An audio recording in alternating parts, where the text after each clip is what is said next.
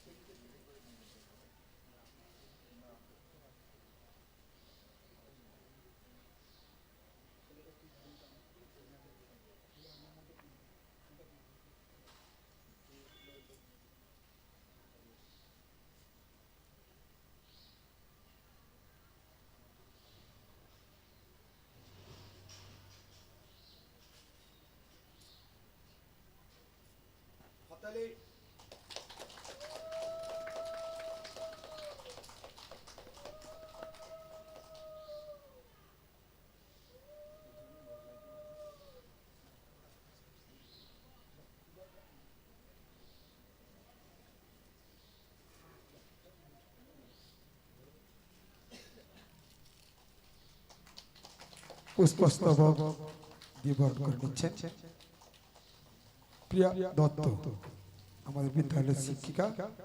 এবারে আমাদের জানেন রজত জয়ন্তী বর্ষ বিদ্যালয়ের আমরা সেই উপলক্ষে সমস্ত অনুষ্ঠানগুলি উপস্থাপন করছি। তাই এই রজত জয়ন্তী বর্ষের বিবেকানন্দের আবক্ষ মূর্তি এবং বিদ্যাসাগর মহোদয়ের আবক্ষ মূর্তি উন্মোচন করা হয়েছে। তার সাথে আমাদের এই বিবেক মঞ্চটি আমাদের একজন দাতা আছেন, তিনি এটি তার আর্থিক আনুকূল্যে আমাদেরকে এটি উপহার দিয়েছেন ঠাকুর বাড়িতে।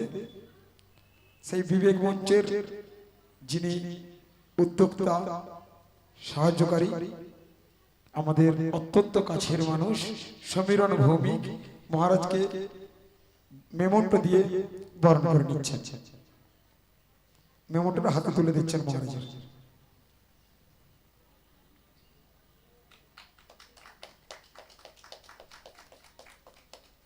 এটা ঘুরিয়ে দেন মহারাজ, ওটা ঘুরিয়ে। হ্যাঁ, ধন্যবাদ।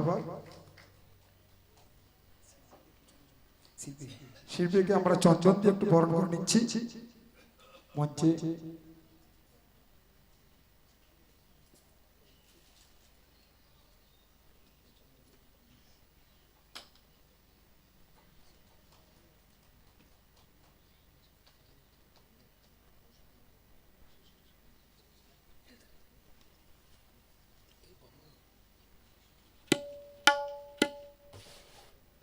আমরা উদ্বোধনী সঙ্গীতের মাধ্যমে আমরা অনুষ্ঠানের শুভ সূচনা করব।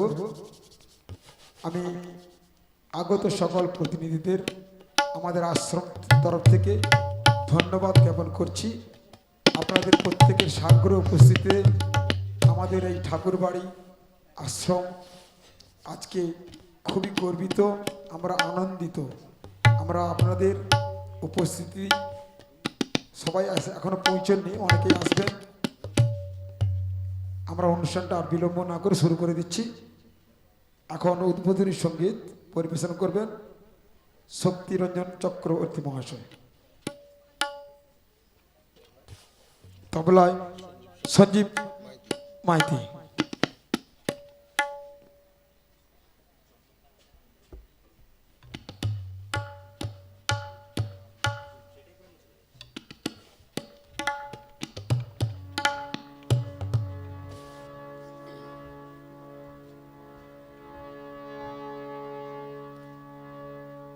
প্রথমেই ঠাকুর মা স্বামীজির চরণে আমার ভক্তিপূর্ণ প্রণাম।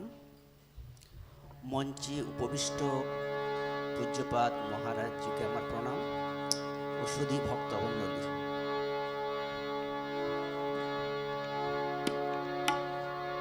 তব কথামৃতম তপ্ত জীবনম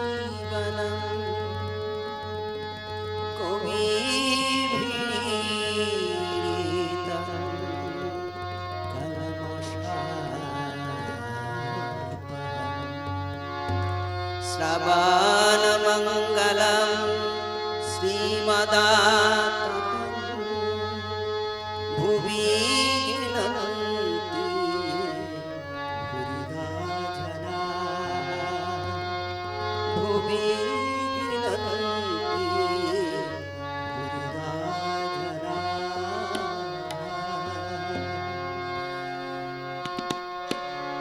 যে তৃষা জাগিলে তোমারে হারাবো, সে তৃষায় আমার জাগায় না। যে তৃষা জাগিলে তোমারে হারাবো, সে তৃষায় আমার জাগায় না। যে ভালোবাসায় তোমারে ভুলিব, যে ভালোবাসায় তোমারে ভুলিব, সে ভালোবাসা ভুলাইও না। যে তৃষা জাগিলে তোমারে হারাবো, যে তৃষা জাগিলে তোমারে হারাবো, সে তৃষায় আমার। যে কথার মাঝে তব কথা নাই, সে কথায় আমারে শুনায়ও না। যে কথার মাঝে তব কথা নাই, সে কথায় আমারে শুনায়ও না। যে আখি ঝরিলে তোমারে লোভিব, সে আখির ধারা মুছায়ও না। যে তৃষা জাগিলে তোমারে হারাবো, সে তৃষায় আমার জাগায়ও না। যে ভালোবাসায় তোমারে ভুলিব, যে ভালোবাসায় তোমারে ভুলিব, সে ভালোবাসা ভুলায়ও না। যে তৃষা জাগিলে তোমারে হারাবো, তৃষায় আমার জাগায়ও না।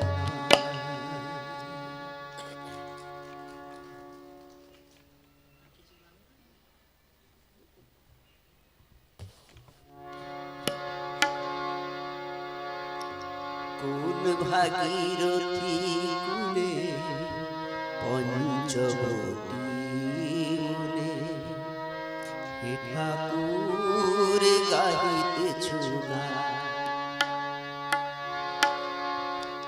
কোন ভাগীরথী কূলে পঞ্চবতী মূলে হে ঠাকুর গাহিতেছো গান। কোন ভাগীরথী কূলে পঞ্চবতী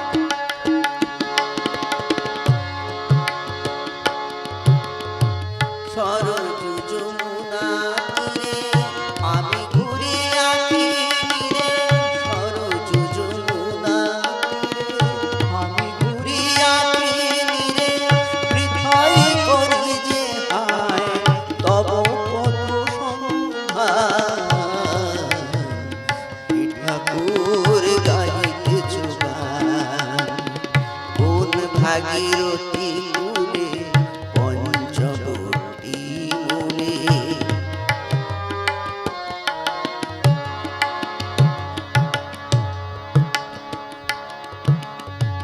তৃষিত হৃদয় মোর যারে খুঁজে চায় সে রাম কৃষ্ণে মোর খুঁজিয়া না পায় তৃষিত হৃদয় মোর যারে খুঁজে চায় সে রাম কৃষ্ণে মোর খুঁজিয়া না পায় তবু সে পিয়াসে আঁখি আশা কত চেয়ে থাকি তবু সে পিয়াসে আঁখি আশা কত চেয়ে থাকি নয়ন সলিলে ঢাকে সব অভিমান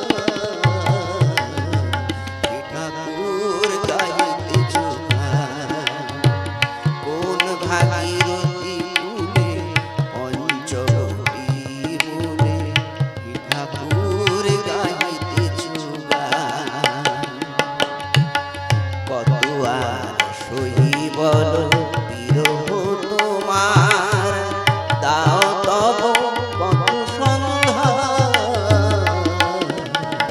এ ঠাকুর গাইতেছ গান কোন ভাগীরথী কূলে পঞ্চবটী মূলে এ ঠাকুর গাইতেছ গান।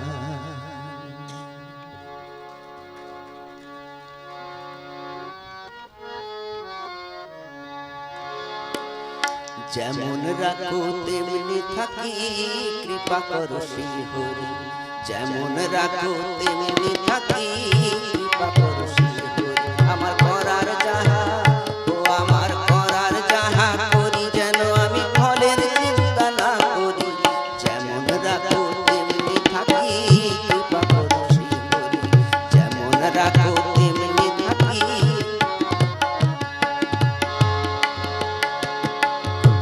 পূর্ব জন্মে যা করেছি এ জন্মে তাই পেয়েছি পূর্ব জন্মে যা করেছি এ জন্মে তাই পেয়েছি তার বেশি আর পাবার নয় তার বেশি আর পাবার নয় সাধিলে জন্ম ভরি যেমন রাখো তেমনি থাকি কৃপা করো শ্রী হরি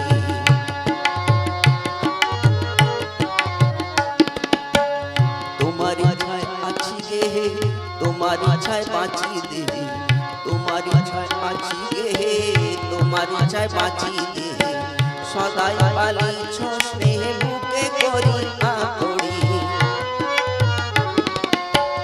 অনন্ত সাগর তুমি ক্ষুদ্র জলবিন্দু আমি অনন্ত সাগর তুমি ক্ষুদ্র জলবিন্দু আমি রসনাতে নিয়েছিলাম রসনাতে নিয়েছিলাম প্রিয় প্রভু উদ্ধারে যেমন রাখো তেমনি থাকি কৃপা করো শ্রী হরি যেমন রাখো তেমনি থাকি কৃপা করো শ্রী হরি আমার করার যাহা ও আমার করার যাহা করি যেন আমি ফলের চিন্তা না করি যেমন রাখো তেমনি থাকি কৃপা করো শ্রী হরি যেমন রাখো তেমনি থাকি কৃপা করো শ্রী হরি যেমন রাখো তেমনি থাকি কৃপা করো শ্রী হরি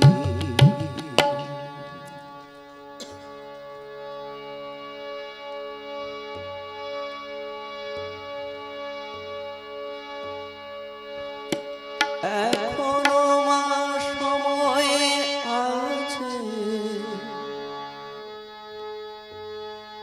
দেখা দে গো দয়া করে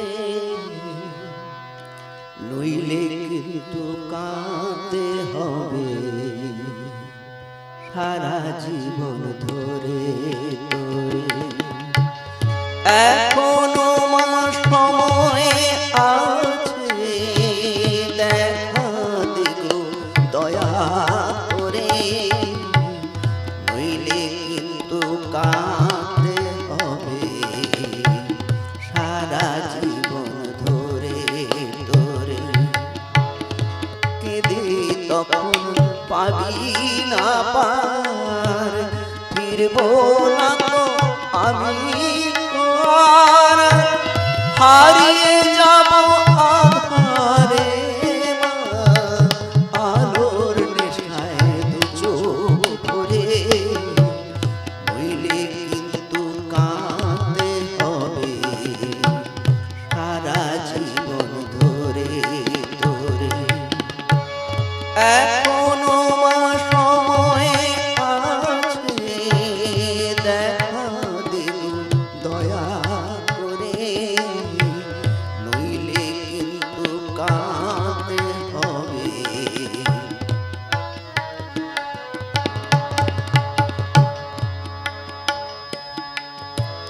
ফাছে দেখা দিগো দয়া করে, নইলে কিন্তু কাঁদতে হবে সারা জীবন ধরে ধরে,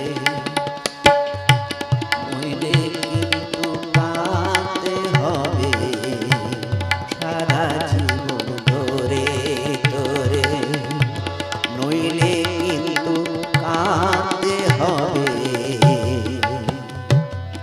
সারা জীবন ধরে ধরে।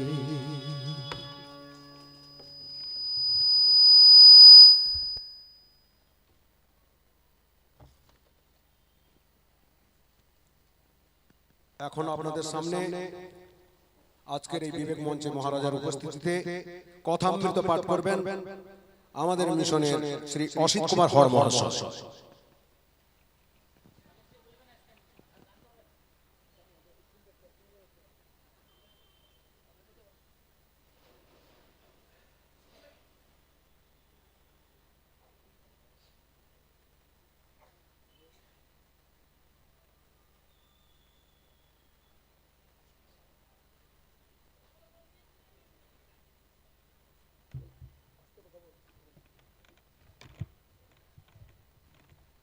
আমরা ভক্তদের বলছি নিজ নিজ জায়গায় এসে বসে পড়ুন, কোনো কথাবার্তা বলবেন না, বাইরেও কোনো কথাবার্তা বলবেন না, প্লিজ নিজ নিজ আসনে এসে বসুন। একটুও কথা নয়, একটুও কথা নয়, আপনাদের খুব বিনম্র অনুরোধ।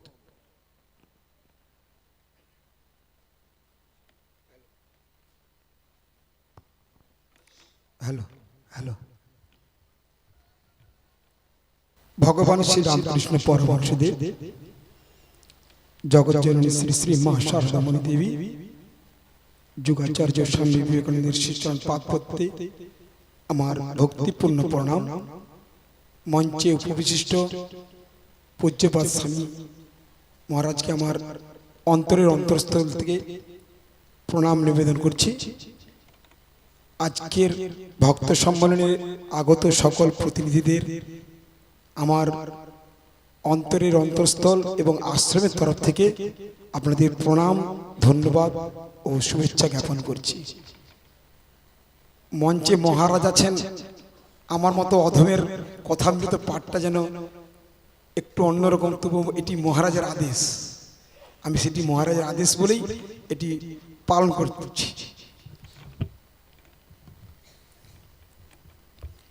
ওম তব কথামৃতম তপ্ত জীবনম কবি বৃড়িতম কলমশাপহম শ্রবণ মঙ্গলম শ্রীমদাততম ভুবি গৃহন্তি যে ভুরিদা জনা। শ্রীরামকৃষ্ণ কথামৃত অষ্টম খণ্ড, দক্ষিণেশ্বর মন্দিরে ভক্তের সঙ্গে শ্রীরামকৃষ্ণ। প্রথম পরিচয়। দক্ষিণেশ্বরে দশহরা দিবসে গৃহস্থাশ্রম কথা প্রসঙ্গ। রাখাল, অধর, মাস্টার, রাখালের বাপ, বাপের শ্বশুর প্রভৃতি। আজ দশহরা, জ্যৈষ্ঠ শুক্লা দশমী, শুক্রবার 15 জুন 1883। ভক্তেরা শ্রীরামকৃষ্ণকে দর্শন করিতে দক্ষিণেশ্বরে কালীবাড়িতে আসিয়াছেন। অধর, মাস্টার দশহরা উপলক্ষে ছুটি পাইয়াছেন। রাখালের বাপ ও তাহার বাপের শ্বশুর আসিয়াছেন। বাপ দ্বিতীয় সংসার করিয়াছেন। ঠাকুরের নাম শ্বশুর অনেক দিন হইতেই শুনিয়াছেন। তিনি সাধক লোক, শ্রীরামকৃষ্ণকে দর্শন করিতে আসিয়াছেন। ঠাকুর আহারান্তে ছোট্ট খাটটিতে বসিয়াছেন। রাখালের বাপের শ্বশুরকে একবার দেখিতেছেন। ভক্তেরা মেঝেতে বসিয়াছেন। শ্বশুর বলছেন, মহাশয়, গৃহস্থাশ্রমে কি ভগবান লাভ হয়? ঠাকুর বলছেন, কেন হবে না? পাকাল মাছের মতো থাকো, সে পাকে থাকে কিন্তু গায়ে পাক নাই।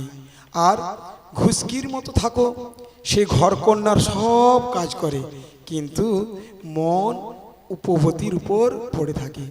ঈশ্বরের উপর মন ফেলে রেখে সংসারে সব কাজ করো, কিন্তু বড় কঠিন। আমি ব্রহ্মজ্ঞানীদের বলেছিলাম, যে ঘরে আচার, তেঁতুল আর জলের জ্বালা, সেই ঘরেই বিকারের রোগী। কেমন করে রোগ সারবে? আচার তেঁতুল মনে করলেই মুখে জল সরে। পুরুষের পক্ষে স্ত্রীলোক আচার তেঁতুলের মতো, আর বিষয় তৃষ্ণা সর্বদাই লেগে আছে, ওইটি জলের জ্বালা। এ তৃষ্ণার কোনো শেষ নাই। বিকারের রোগী বলে, এক জ্বালা জল খাবো বড় কঠিন, সংসারের নানা গোল। এদিকে যাবি কোস্তা ফেলে মারবো, ওদিকে যাবি ঝাঁটা ফেলে মারবো, এদিকে যাবি জুতো ফেলে মারবো। আর নির্জন না হলে ভগবান চিন্তা হয় না। সোনা গলিয়ে গয়না গড়াবো, তা যদি গলাবার সময় 5 বার ডাকে, তাহলে সোনা কি আর গলে? কেমন করে হয়? চাল কাটছো, একলা বসেই কাটতে হয়। একবার চাল হাতে করে তুলে দেখতে হয় কেমন সাপ হলো। কাটতে কাটতে যদি 5 বার ডাকবে, ভালো কাঁড়া কেমন করে হবে? উপায় তীব্র বৈরাগ্য। পূর্ব কথা, গঙ্গা প্রসাদের সহিত দেখা। একজন ভক্ত, মহাশয় এখন উপায় কি? ঠাকুর বলছেন, আছে। যদি তীব্র বৈরাগ্য হয় তাহলেই হয়। যা মিথ্যা বলে জেনেছি, রোগ করে তৎক্ষণাৎ ত্যাগ করো। যখন আমার ভারী ব্যামো গঙ্গা প্রসাদ সেনের কাছে লয়ে গেল, গঙ্গা প্রসাদ বললে, স্বর্ণ পটপটি খেতে হবে, কিন্তু জল খেতে পাবে না, বেদানার রস খেতে পারো। সকলে মনে করলে, জল না খেয়ে কেমন করে আমি থাকবো? আমি রোগ করলুম আর জল খাবো না? পরমহংস, আমি তো পাতিহাঁস নই, রাজহাঁস, শুধু দুধটুকুই খাবো। কিছুদিন নির্জনে থাকতে হয়। বুড়ি ছুঁয়ে ফেললে আর ভয় নাই। সোনা হলে তারপরে যেখানেই থাকো, নির্জনে থেকে যদি ভক্তি লাভ হয়, যদি ভগবান লাভ হয়, তাহলে সংসারেও থাকা যায়। রাখালের বাপের প্রতি বলছেন, তাই তো ছোকরাদের থাকতে বলি, কেননা এখানে দিন কতক থাকলে ভগবানই ভক্তি হয়, তখন বেশ সংসারে গিয়ে থাকতে পারবে। পাপ পুণ্য, সংসার, ব্যাধির মহৌষধি সন্ন্যাস। একজন ভক্ত বলছেন, ঈশ্বর যদি সবই করেছেন, তবে ভালো মন্দ, পাপ পুণ্য এসব বলে কেন? পাপও তারই তো ইচ্ছা। রাখালের বাপের শ্বশুর বলছেন, তার ইচ্ছা আমরা কি করে বুঝবো?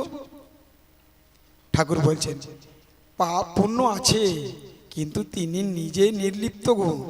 বায়ুতে সুগন্ধ দুর্গন্ধ সব রকমই থাকে, কিন্তু বায়ু নির্লিপ্ত। তার সৃষ্টি এই রকম, ভালো মন্দ, সৎ অসৎ। যেমন গাছের মধ্যে কোনোটাও আম গাছ, কোনোটাও কাঁঠাল গাছ, কোনোটাও আমড়া গাছ। দেখো না, দুষ্ট লোকের মধ্যে প্রয়োজন আছে, দুষ্ট লোকেরও প্রয়োজন আছে। যে তালুকের প্রজারা দুর্দান্ত, সে তালুকে একটা দুষ্ট লোককে পাঠাতে হয়, তবে তালুকের শাসন হয়। আবার গৃহাশ্রমের কথা পড়িল। ঠাকুর বলছেন কি জানো? সংসার করলে মনের বাজে খরচ হয়ে পড়ে। এই বাজে খরচ হওয়ার দরুন মনের যা ক্ষতি হয়ে যায়, সে ক্ষতি আবার পূরণ হয় যদি কেউ সন্ন্যাস করে। বাপ প্রথম জন্ম দেন, তারপরে দ্বিতীয় জন্ম উপনয়নের সময়, আর একবার জন্ম হয় সন্ন্যাসের সময়। কামিনী কাঞ্চন এই দুটিই বিঘ্ন।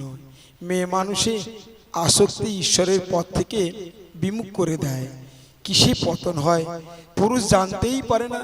যখন কেল্লায় যাচ্ছি, একটুও বুঝতে পারি নাই যে গড়ানি রাস্তা দিয়ে যাচ্ছি। কেল্লার ভিতর গাড়ি পৌঁছলে দেখতে পেলুম কত নিচে এসেছি। আহা, পুরুষদের বুঝতে দেয় না। কাপ্তেন বলে, আমার স্ত্রী জ্ঞানী, ভূতে যাকে পায় সে জানে না ভূতে পেয়েছে। সে বলে আমি বেশ আছি। সংসারে শুধু যে কামের ভয় তা নয়, আবার ক্রোধ আছে। কামনার পথে কাঁটা পড়লেই ক্রোধ। মাস্টারমশাই, আমার পাতের কাছে বেড়াল নুলো বাড়িয়ে মাছ নিতে আসে, আমি কিছু বলতে পারি না। ঠাকুর বলছেন, কেন? একবার মারলেই বা তাতে দোষ কি?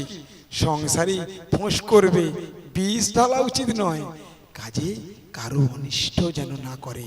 কিন্তু শত্রুদের হাত থেকে রক্ষা পাওয়ার জন্য ক্রোধের আকার দেখাতে হয়, না হলে শত্রুরা এসে অনিষ্ট করবে। ত্যাগীর ফোঁসের দরকার নেই।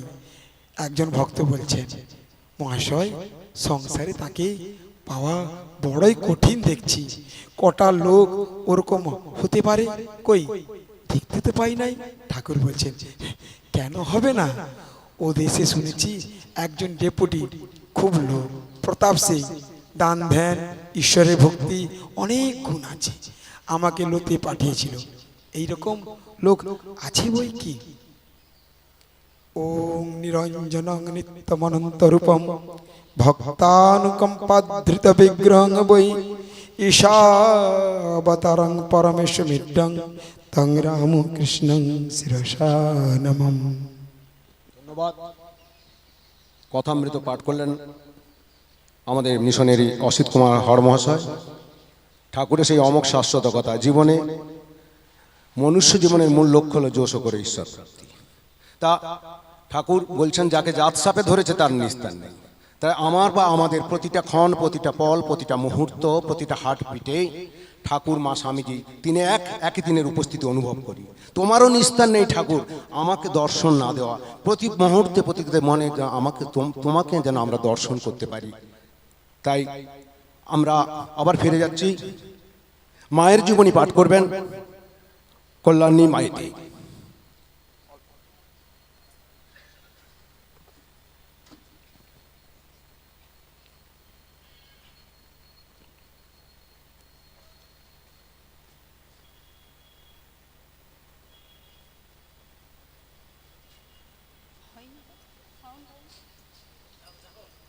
নমস্কার।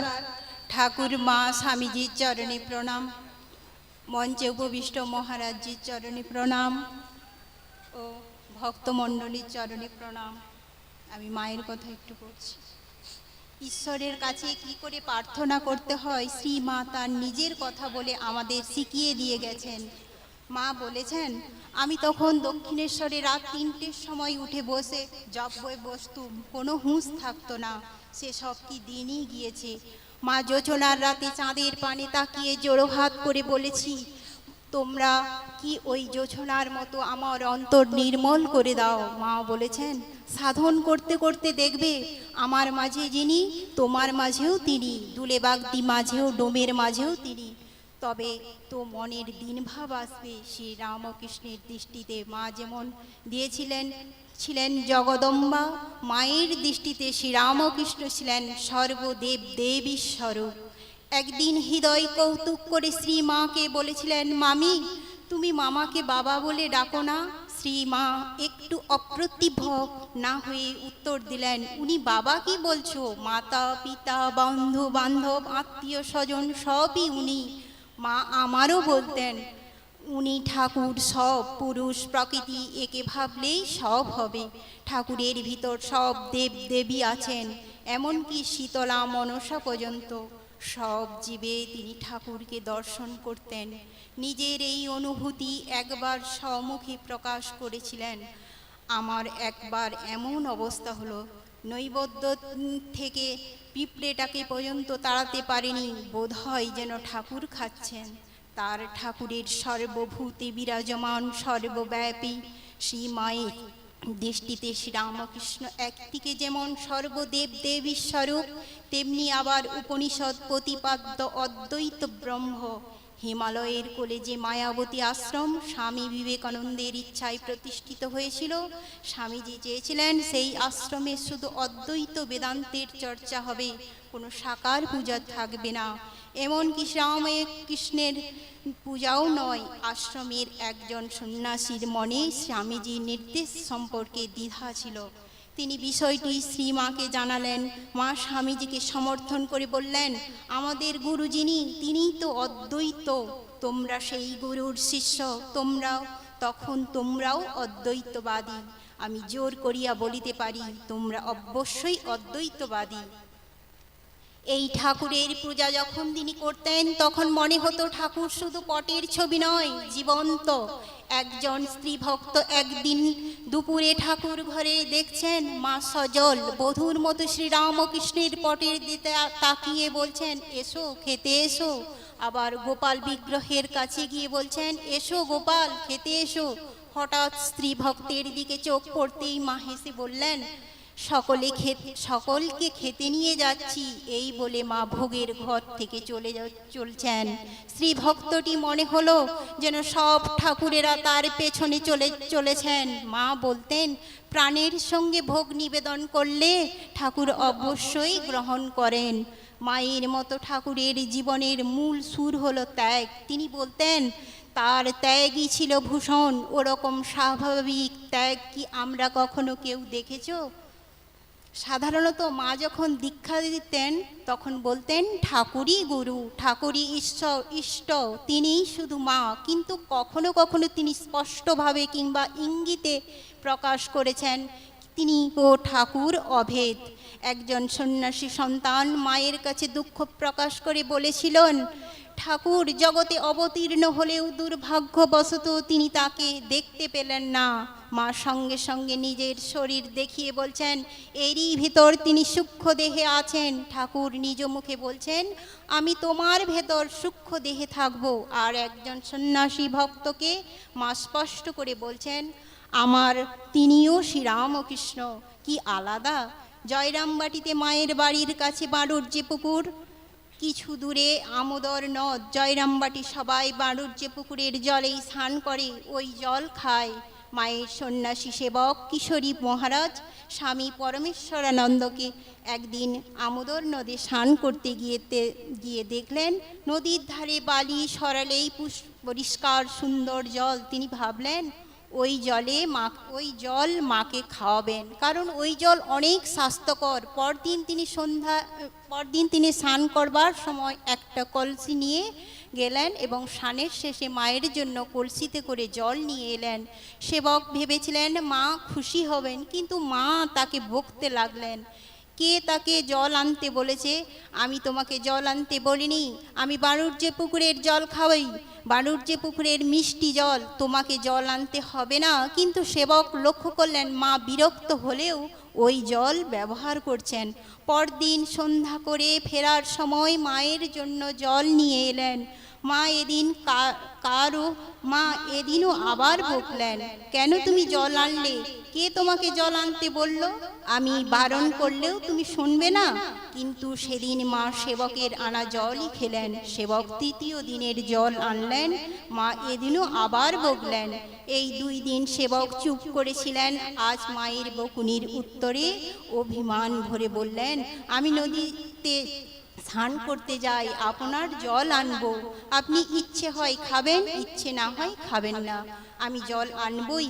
মায়ের সব রাগ সঙ্গে সঙ্গে জল হয়ে গেল। কোমল স্বরে বললেন দেখো বাবা, জল আনছো, তৃপ্তির সঙ্গে খাচ্ছি এবং জলও ভালো, তবে অত দূর থেকে জল আনতে তোমার কষ্ট হবে বলে তোমায় নিষেধ করেছিলাম। সেবক হতবাক। মায়ের আপাত কঠোরতার পেছনে যেতে তার কতটা উদ্বেগ ও চিন্তা করছে তা তিনি ভাবতেও পারেননি। নমস্কার। কল্যাণী মাইতি মায়ের জীবনী পাঠ করলেন। স্বামীজি বলছেন মানুষ মানে একতাল মাংস নয়, মানুষ হলো সর্বশক্তিমান ও পবিত্র। মানুষ রেখে যাবে তার জীবনের কোনো আদর্শ বা চিহ্ন। জীবনে এসেছে যখন একটা দাগ কেটে যায়, যাহা তোমার আধ্যাত্মিক মানসিক ও শারীরিক দুর্বলতা আনে, তা পায়ের আঙুল দিয়ে স্পর্শ করবে না। শিব জ্ঞানে জীব সেবা, স্বামীজির সেই আদর্শের কথা। জীবনে এসেছে যেন একটা দাগ কেটে যাও। এই মুহূর্তে আমরা স্বামীজির জীবনী পাঠ করবেন রাহুল দে।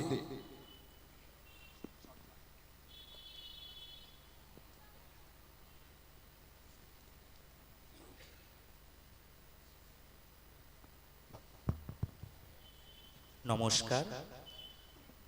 শ্রী শ্রী ঠাকুর, শ্রী মা ও স্বামীজির চরণে প্রণাম জানিয়ে মঞ্চে উপবিষ্ট মহারাজের কাছে আমার বিনম্র শ্রদ্ধা জানিয়ে আজকে স্বামীজির জীবনের ছোট্ট একটি পাঠ আমি পড়ে শোনাব। স্বামী বিবেকানন্দের পূর্বপুরুষদের আদি নিবাস ছিল বর্ধমান জেলার কালনা মহকুমার ডেরেটোনা গ্রামে। ব্রিটিশ আমলের শুরুতে তারা কলকাতায় চলে আসেন, প্রথমে গৌরগোবিন্দপুরে, পরে উত্তর কলকাতার সিমলায়। সিমলাপল্লীর যে বাড়িতে স্বামীজির জন্ম, সেটি তৈরি করেছিলেন তার প্রপিতামহ রামমোহন দত্ত। রামমোহনের জ্যৈষ্ঠ পুত্র দুর্গাপ্রসাদ 20-22 বছর বয়সে সংসার ত্যাগ করে সন্ন্যাসী হয়ে যান। পুত্র বিশ্বনাথ দত্ত তখন শিশু। বিশ্বনাথ নিজের চেষ্টায় বড় হয়ে ওঠেন ও অ্যাটর্নির পেশা গ্রহণ করেন। বিবাহ হয় সিমলারই নন্দলাল বসুর একমাত্র কন্যা ভুবনেশ্বরী দেবীর সঙ্গে। এনাদেরই ষষ্ঠ সন্তান হলেন নরেন্দ্রনাথ, পরবর্তীতে আমাদের সবার স্বামীজি। 1863 খ্রিস্টাব্দের 12ই জানুয়ারি বাংলার 29শে পৌষ 1269 বঙ্গাব্দের পৌষ সংক্রান্তির দিন সকাল 6টা 33 মিনিট 33 সেকেন্ডে নরেন্দ্রনাথের জন্ম। ভুবনেশ্বরীর বিশ্বাস, কাশীর বীরেশ্বর শিবের অনুগ্রহেই তাদের এই পুত্র লাভ, তাই পুত্রের নাম তিনি রাখলেন বীরেশ্বর। বীরেশ্বর থেকে ডাকনাম দাঁড়ায় বিলে। ছোটবেলা থেকে বিলের মধ্যে দেখা যেত অসাধারণ মেধা, তেজস্বিতা, সাহস ও স্বাধীন মনোভাব। বন্ধুপ্রীতি আর খেলাধুলার প্রতি তার ছিল বিশেষ আকর্ষণ। সেই সঙ্গে প্রবল আধ্যাত্মিক তৃষ্ণা। ধ্যান খেলতে স্বামীজি সত্যিই গভীর ধ্যানে ডুবে যেতেন। পুজো করতেন রাম, সীতা এবং শিবের। সাধু সন্ন্যাসী দেখলেই ছুটে যেতেন অজানা আকর্ষণে। ঘুমানোর আগে জ্যোতি দর্শন ছিল তার প্রতিদিনের স্বাভাবিক অভিজ্ঞতা। বয়স বাড়বার সঙ্গে সঙ্গে নরেন্দ্রনাথ হয়ে উঠলেন স্কুলের বিতর্ক ও আলোচনা সভার মধ্যমণি। খেলাধুলোতে নেতা, উচ্চাঙ্গ সঙ্গীত ও ভজনে রীতিমতো প্রথম শ্রেণীর গায়ক। নাটকে কুশলী অভিনেতা আর বিভিন্ন ধরনের বই পড়ার ফলে অল্প বয়সেই গভীর চিন্তাশীল ও সন্ন্যাস জীবনের প্রতি তার আকর্ষণ ক্রমই বাড়তে থাকে। কিন্তু জগতের প্রতি তিনি নিষ্ঠুর নন, গভীর মমতাশীল। মানুষের বিপদে আপদে তিনি সর্বদা এগিয়ে যান, সে বিপদটা যেমনই হোক না কেন। এরপর স্বামীজি তার শিক্ষাগত যোগ্যতা অর্জন করতে থাকেন। প্রথমে তিনি মেট্রোপলিটন স্কুলে প্রথম বিভাগে এন্ট্রান্স পাশ করে প্রেসিডেন্সি কলেজে ভর্তি হন, কিন্তু ম্যালেরিয়ায় ভুগে ডিসকোয়ালিফাই হয়ে যাওয়ায় এই কলেজকে তাকে ছেড়ে দিতে হয় এবং পরবর্তীকালে তিনি জেনারেল অ্যাসেম্বলিজ ইনস্টিটিউশনে, যেটি বর্তমান স্কটিশ চার্চ কলেজ, সেখানে 1881 খ্রিস্টাব্দে এফএ এবং 1884 খ্রিস্টাব্দে বিএ পাশ করেন। স্কুল কলেজের পরীক্ষাকে বিশেষ গুরুত্ব না দিলেও নরেন্দ্রনাথের বিদ্যানুরাগ ছিল প্রবল এবং পড়াশোনার পরিধিও ছিল অত্যন্ত বিস্তৃত। ছাত্রাবস্থাতেই তিনি দার্শনিক হার্বার্ট স্পেন্সারের একটি মতবাদের সমালোচনা করে তাকে চিঠি দিয়েছিলেন এবং স্পেন্সার তার উত্তরে নরেন্দ্রনাথের যথেষ্ট প্রশংসা করে লিখেছিলেন যে বইয়ের পরবর্তী সংস্করণে তিনি সেই সমালোচনা অনুযায়ী কিছু কিছু পরিবর্তন করবেন। কলেজের অধ্যক্ষ উইলিয়াম হেস্টি পর্যন্ত তার প্রতিভায় মুগ্ধ হয়ে বলেছিলেন, নরেন্দ্রনাথ সত্যিই একটি জিনিয়াস। আমি বহু জায়গা ঘুরেছি, কিন্তু এর মতন বুদ্ধি ও বহুমুখী প্রতিভা কোথাও দেখিনি। এমনকি জার্মানির বিশ্ববিদ্যালয়গুলিতেও দর্শনের ছাত্ররাও এমন নয়। এরপর তিনি আস্তে আস্তে ঠাকুরের সান্নিধ্য লাভ করেন। ঠাকুর তাকে সত্যিকারের ভগবানের দর্শন করান। এরপর তিনি আস্তে আস্তে বয়সের চাপে তিনি একদিন এই ধরাধাম ছেড়ে চলে যান। ভারতবর্ষের নবজাগরণের প্রতিটি ক্ষেত্রে স্বামীজি বিরাটভাবে প্রভাবিত করেছেন। সমগ্র পৃথিবীর জন্য রেখে গেছেন অমূল্য পথনির্দেশ। অনেক মনীষী তাকে আধুনিক ভারতের স্রষ্টা বলে মনে করেন। এ প্রসঙ্গে চক্রবর্তী রাজা গোপালাচারীর উক্তিটি স্মরণীয়। আমাদের আধুনিক ইতিহাসের দিকে তাকালে যে কেউ স্পষ্টভাবে দেখতে পাবেন স্বামী বিবেকানন্দের কাছে আমরা সত্যি কতটা ঋণী। ভারতের আত্মমহিমার দিকে ভারতের নয়ন তিনি উন্মিলিত করে দিয়েছিলেন। তিনি রাজনীতির আধ্যাত্মিক ভিত্তি নির্মাণ করেন। আমরা অন্ধ ছিলাম, তিনি সত্যিই আমাদের একটি দৃষ্টি দিয়েছেন।